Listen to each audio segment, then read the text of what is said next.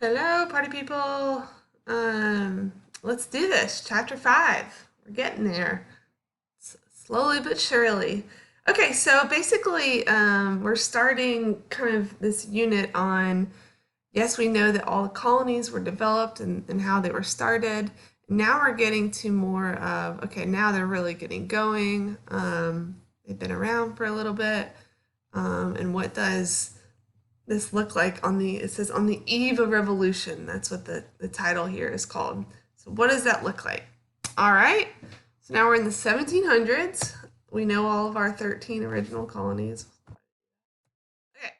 All right. The average age of the American colonists by 1775 was ding ding ding 16. Isn't that crazy? I think the average age now is like 38 or 39. Oh, getting close to that average age. And I lost my train of thought. What does that show you? That shows you that they're young, which, when we think about the American Revolution coming up, makes sense. Young people are the ones to usually revolt, and start revolutions, even modern day. Okay? All right, so one of the big things here is if you look at this, this is kind of the breakdown of Americans, and so it says 1790. So right now, we may not think much of this today in our modern lens of, okay, yeah, we are diverse. Then a lot of, especially like European countries, were not diverse, England especially. Um, but there's going to be different reasons that we'll talk about for some of these migrations. We know some of these already, but very, very diverse, which that makes two things. One is it makes us have a unique identity in America.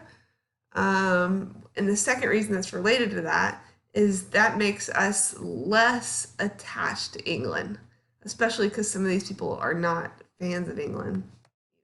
Okay, so one group here, the Germans, it's going to be about 6% of the population, and really they're mostly going to settle in Pennsylvania. I don't know if you've ever heard of the Pennsylvania Dutch. My mom was from Pennsylvania. I've heard her say that before. But really, it was just it comes from the German word for douche or Deutschland.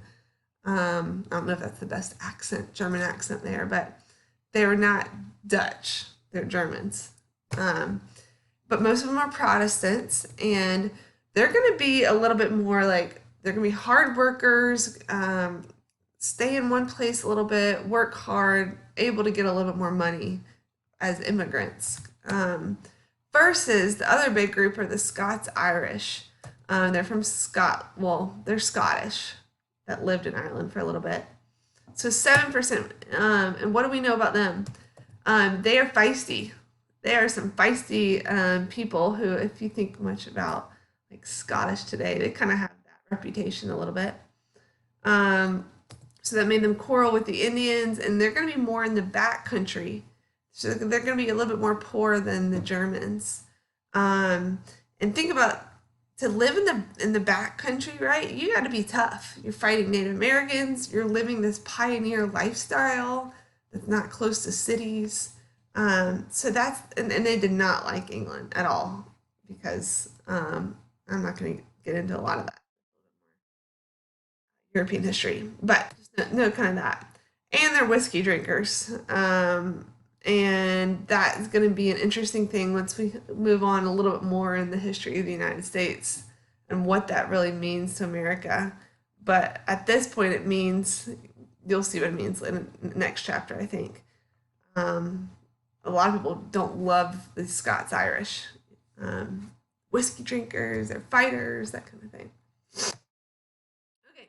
So speaking of people not loving them, they're going to get involved in some rebellions.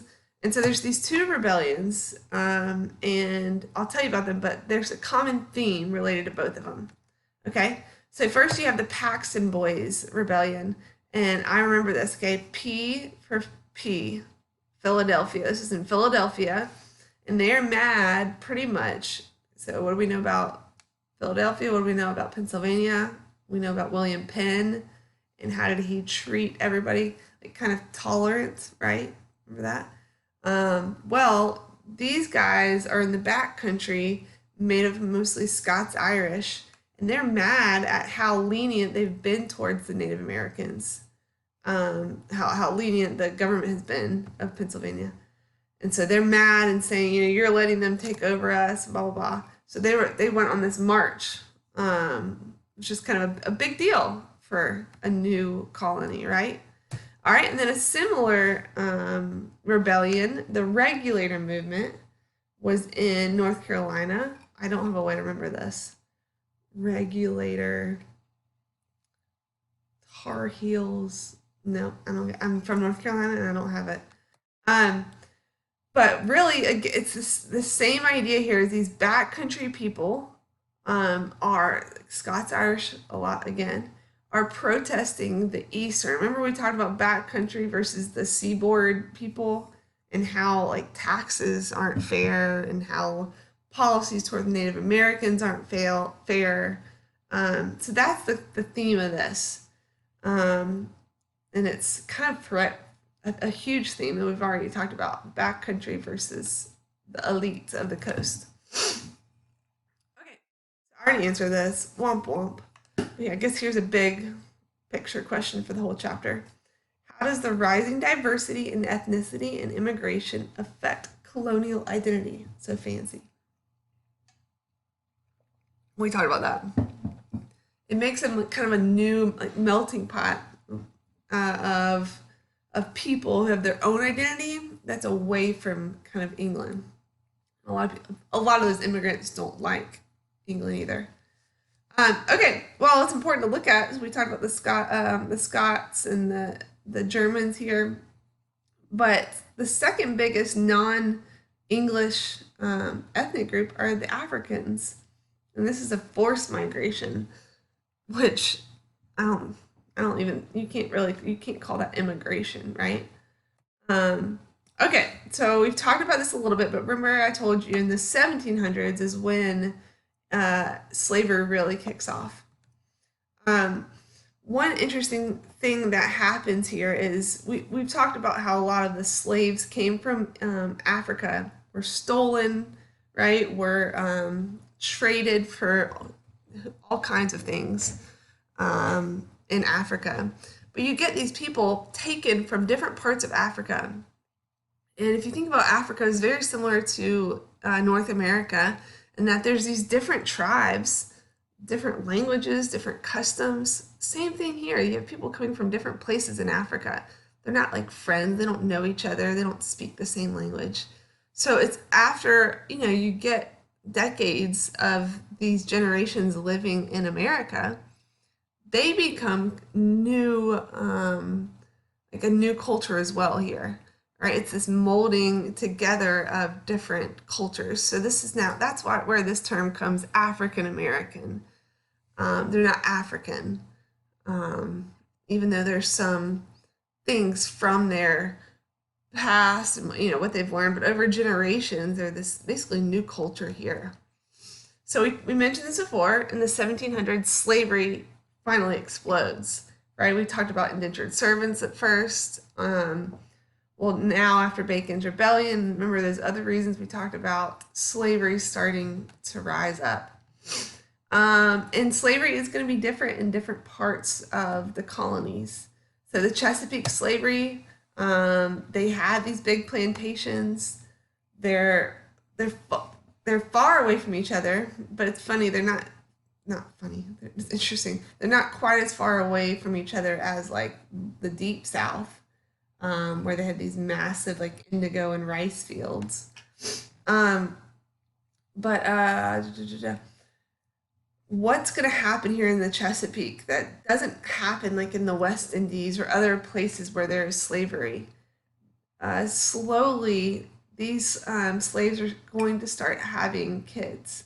And they're going to start having grandparents, and they're going to start actually connecting these families over generations, which is going to be a big core part of Americans' enslaved culture. I read somewhere that the proper term is to say enslaved, not slaves. We can talk about that later in class, but I'm trying to make sure I say that, but I know I haven't so far. Family life. and they're having children, they're fertile, so eventually, really, they're going to stop importing from other countries, and a little bit more of natural reproduction to increase the slaves, and that's why it jumped so big in the 1700s. All right, so what does it look like in the South? So these are even bigger plantations like indigo and rice, and right, like if you know anything about those fields, it's awful. I mean, it's really, really hard work. This is mostly male, so you don't have that fertility. Um, yeah, okay. Sorry, I'm gonna do this for you. All right, in the North, so this is something important that I don't think people realize, that slavery was still in the North. It was definitely still there. Racism still exists in the North as well. It just wasn't as much because they didn't have these massive farms. They worked more as like a little more in cities.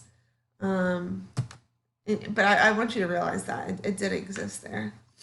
Now, obviously, there are going to be some revolts, but it's so the two famous ones to talk about. Let me move. Okay, the New York slave revolts, and the South Carolina slave revolts. Um, One thing it's interesting. So they have these revolts here, but they're actually not going to be as big as, for example, like Bacon's Rebellion. They're able to subdue these slaves a lot more. And a good question I want you to think about is why? Why is that so?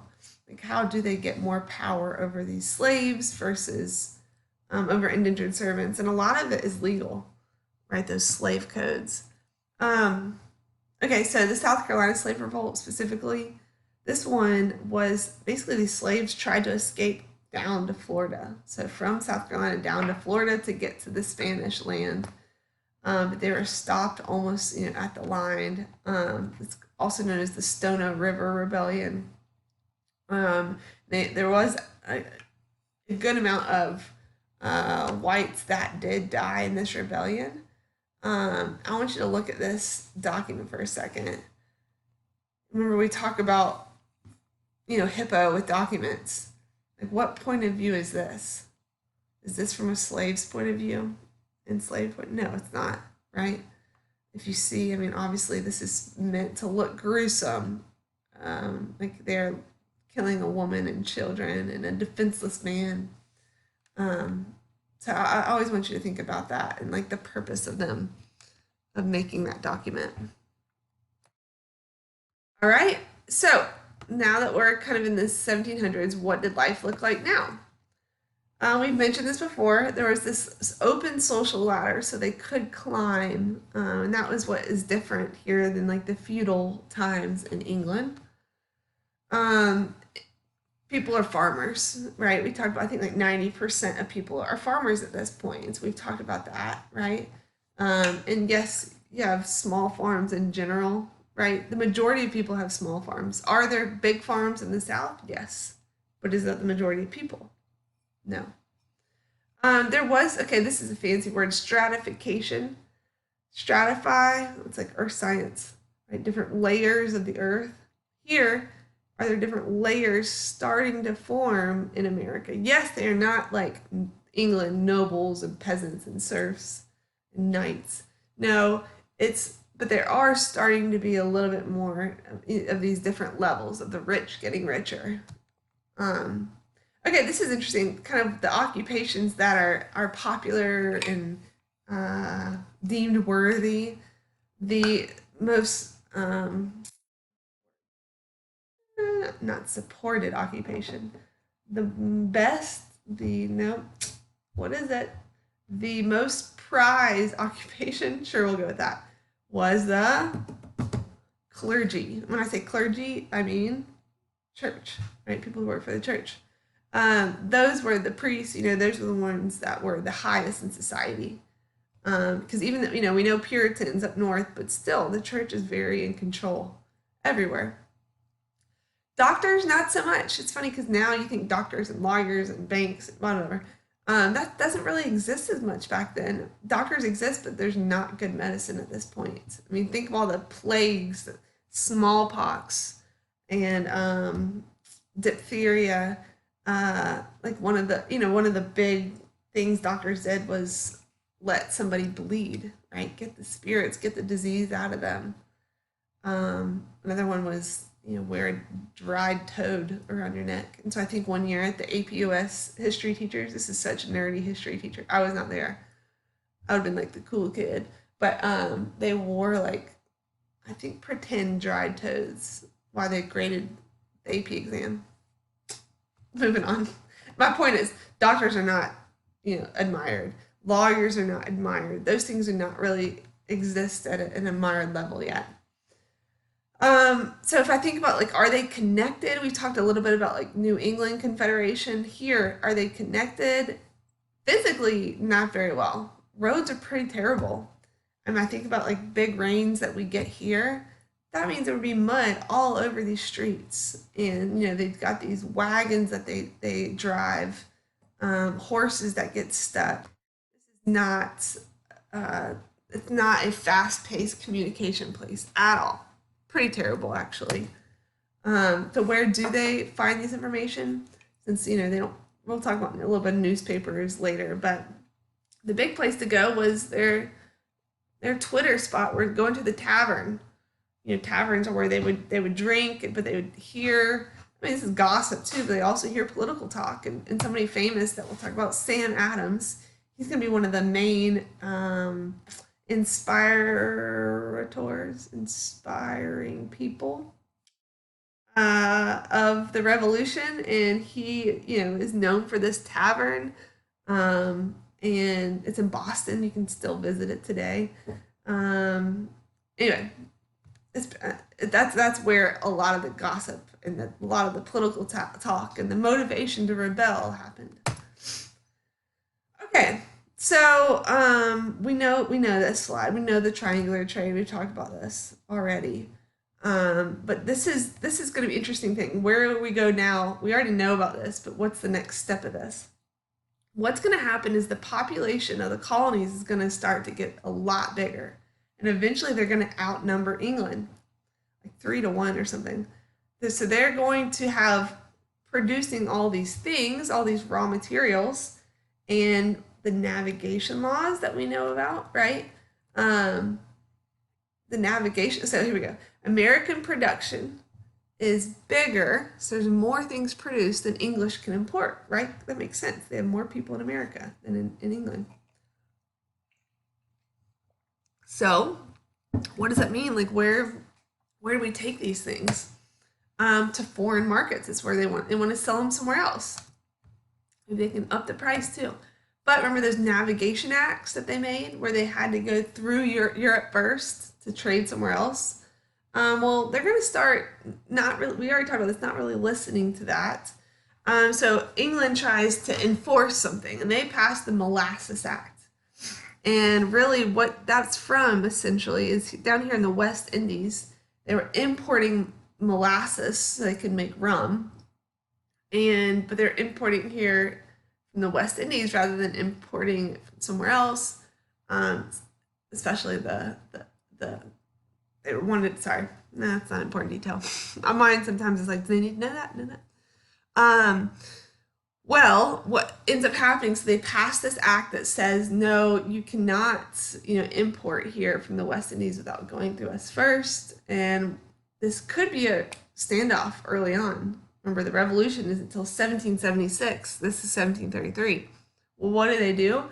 They either smuggle or they bribe their way around this act. It's basically a big early sign of, no, we're not going to listen to that. Which is, you'll see later. Okay, now another huge component of all the colonies at this time is religion. Well, there's two big churches going to develop. The first one is that we've already talked about the Church of England, right? Remember the Puritans are getting away, kind of trying to purify it. Well, the Church of England is going to have its own branch over here, which is known as the Anglican Church. And this is going to be found in the South, right? Georgia, North Carolina, largely in the South. It is less strict than the Puritans, right? Okay, but a key thing here is this church is very connected to England. Okay, so that's the church is getting their money, right? It flows through England. Um, so when it comes to later on the revolution against England, where do you think the people of this church are going to fall? Like, who are they going to support? They're going to support more of England. Versus the Puritans started this congregational church that basically all of New England essentially was a part of it. And we talked about, remember, like taxes at this point come, you have to pay taxes even if you're not a member of the church. Well, because they already were separating or purifying England, when the revolution comes along, they're going to support the revolution, right? Mm-hmm. So anyway,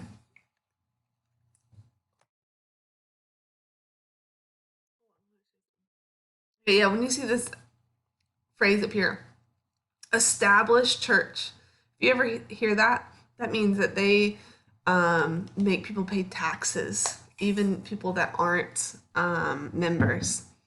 So an established church means that people pay political taxes, right, to the church. All right, which doesn't happen anymore. So this is just interesting. You don't need to know specifically anything here, but like looking at the numbers, Presbyterians were also very big. Um, but at this time in 1775, 74% of people were church members, which is that's a lot of people. Okay, and then also look at all these different types of denominations, and what does that show you about religious diversity? Okay, well, over time, we already talked about this a little bit. Religion was losing its zeal, and people were starting to maybe move away from like the Puritan hard church, and liberal ideas were starting to come around. For example, Arminianism, which this is against predestination, like God knows who's going to heaven, and instead it believed in free will and how people will choose kind of with their own free will and act upon whether or not they go to heaven in a way. So that's pretty liberal if you think about these Puritans. So the Puritans are starting to lose a little bit of people, and this massive movement starts, the Great Awakening. There's going to be two. The first one's in 1730s ish, and this is a huge revolution kind of in America. And it's going to happen all over the colonies. And that's a big thing to note, too. This is something that happens in all the colonies, not just like New England. And what is it? It's basically a revival of religion, and people kind of coming back to the church. And kind of couple reasons why. Okay, one is you're going to have some of these pastors that are really going to lay down like how important it is to come back to the church. That it's not about good works, right? It's about God's grace, and there's a real hell. And he wrote this sermon, "Sinners in the Hands of an Angry God." And it was really emotional, and it just really wants people to realize what they're doing by not being in religion, and kind of moving away from the church. Another one here, this is George Whitefield. And again, this emotional plea to get people to come back. And this word, okay, you're going to see this word a lot, evangelicalism. Being evangelical, I don't know if you've heard that before. And so what that word means, because you will see it a lot, means like people expressing things about their faith and trying to get others to join. You're deliberately trying to be outward and get people to join. So they have these like kind of large sermons and emotional. I mean, if you look, sorry, I just noticed this little like kid right here. Look at that face. This woman is just overtaken. This guy is just, man, hit. He's touched. And it really is going to bring about this massive return to the church. It's interesting because the old Puritan style now is being confronted with these new ideas. And so I want you to make sure you understand old versus new. Old was a little bit more strict, a little bit more like doctrine, like this is what you need to know. Versus new is a little bit more emotional, a little bit more open, and letting people in. What happened as a result of this? Um, Churches increased. Okay, so there's actually going to be more denominations that are going to come out of this. Baptists, if you know a lot about Baptists, they believe in a lot of evangelicalism. Methodists are going to come out of this. Missionary work, and missionary means like churches are sending people out to convert people. Missionary work is going to increase. And then this is another interesting one: new light learning centers. That means like these new lights are making schools. And this is the beginning of Princeton and Brown and Rutgers and Dartmouth and all these great schools that we've heard of now originally started for religious reasons. So they made these colleges for to basically train ministers, essentially. So that came out of this. Okay, so that's just kind of going off of that. It's an interesting thing that re- education, right, and all of we know now and what you guys are doing now had its roots in religion. Um, well, New England always valued education, right? In the center of their towns, they have a school, um, and anything else I need to say that? I don't think so. So like every town had a school. Where here in the South, what we know, education wasn't as valued, and who actually got educated? That was the rich. They had private tutors. Um, so what's going to happen is that they're going to start to have more of these secondary schools, and it's obviously more in New England. But even though they're having these new schools, religion is still the focus. Latin and Greek are still the focus. Why Latin and Greek? So they could read a lot of this historical text and history. They don't value like new thoughts in this form of education. Doctrine, right? Learning doctrine, learning the rules and beliefs. Um, all males practically. Yeah, Harvard came around at this time. Again for priests. Okay, so now that obviously religion is going to become a bigger part here. All right, I got a main idea here for you. Culture. What does culture look like? Well, if you think about this time period, it's a hard life. It's not like they're just going to get their hair done and whatever. It's a hard life living back then. It's very, very work driven, and work meaning a lot of farming or whatever, that 10% other work is, which means they don't really have a lot of time for arts and the development of new culture. So most of their art, most of their culture came from the old world. They really just kind of kept borrowing, their arts.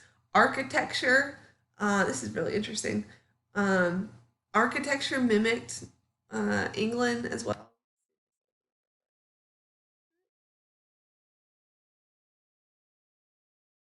My brother, just while it's pulling up, majored in engineering, and so I'm like slightly interested because of him, if in architecture. But anyway, this is cool because it just shows you. Can I zoom out here? It shows you just how architecture changed over the years. Um, yeah. So a lot of this is copying from English. The Georgian architecture. Federal, which is that's we'll talk about that later. That's going to take from Greek and Roman as well as this. Okay, Gothic. Okay, I'm wasting time. I just find this interesting. Italianates here. Look at the villas. Second Empire. I don't know much about that at all. Stick style. This is definitely wasting time. It's okay. It's worth it. Queen Anne houses. I think about that when I see that. I do think about like New England today. Shingle style. Okay, I'm wasting time. My point is they take all their architecture and all their art from England still. Even like literature and math and science, there's just not a lot here because they're so focused on surviving in these colonies and Now, one person that was unique to the colonies and who America can claim originally is Benjamin Franklin. And he's going to be known for some of his science experiments, right? Like the kite and lightning. He's known for writing this famous kind of book, the Poor Richard's Almanac, which had a lot of just kind of like funny phrases and um, interesting like tidbits, I guess you could say. Um, so yeah, culture, old world.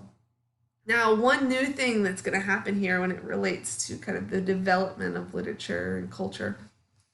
Um, John Peter Zinger, is a newspaper editor, and he's going to publish something that criticizes the governor, right? Criticize now, the governor was corrupt, but back then you couldn't say anything about people in power, or else, or that's my prison.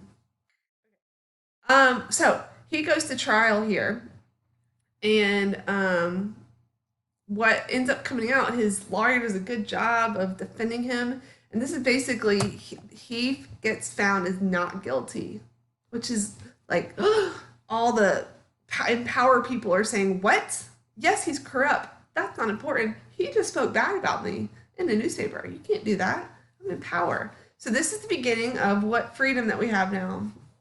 Freedom of the press, which is going to be huge, especially as the American Revolution comes about. I mean, we think about this today. Do people criticize our president? Yes. Like, could you imagine just like how many criticisms are put on Twitter every day? So that's because of all the way back then.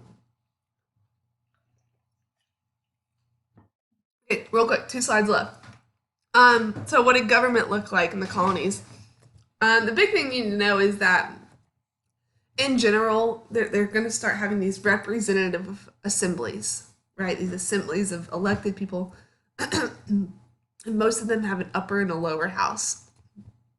Upper house is either chosen by the king or chosen by a governor or chosen by proprietors, and the lower is voted on.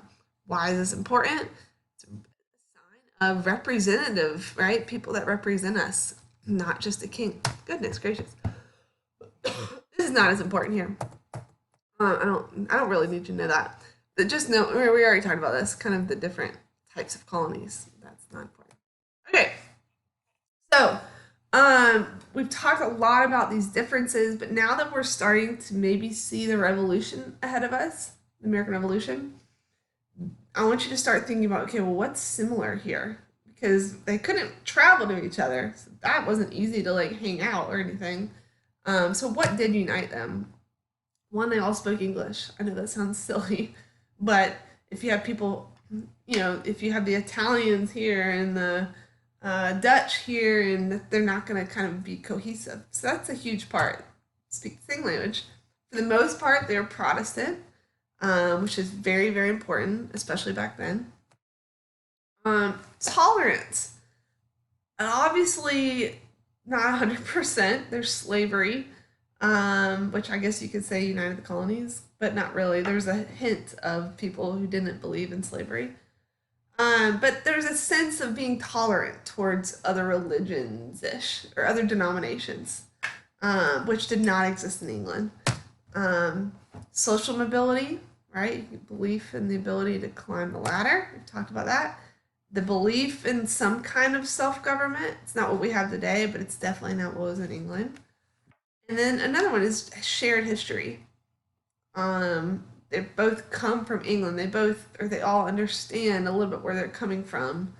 Like the rights of Englishmen, they will want that later.